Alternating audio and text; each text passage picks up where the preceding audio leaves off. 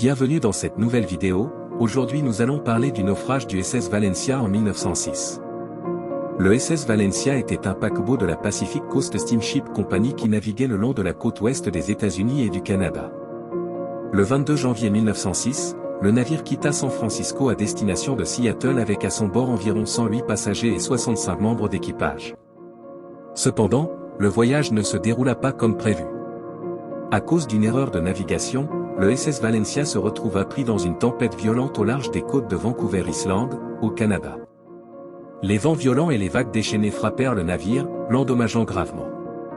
Le capitaine du Valencia tenta désespérément de ramener le navire vers la côte, mais les conditions météorologiques rendaient cela impossible.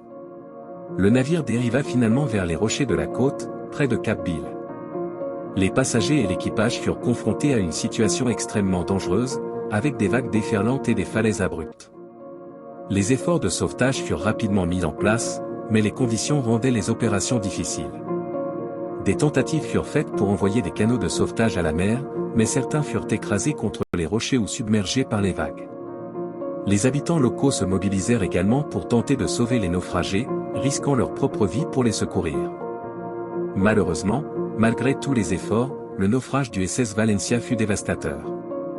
Sur les 173 personnes à bord, seules 37 survécurent. Les autres périrent, soit en mer, soit en tentant de rejoindre la côte à la nage ou en utilisant les canaux de sauvetage.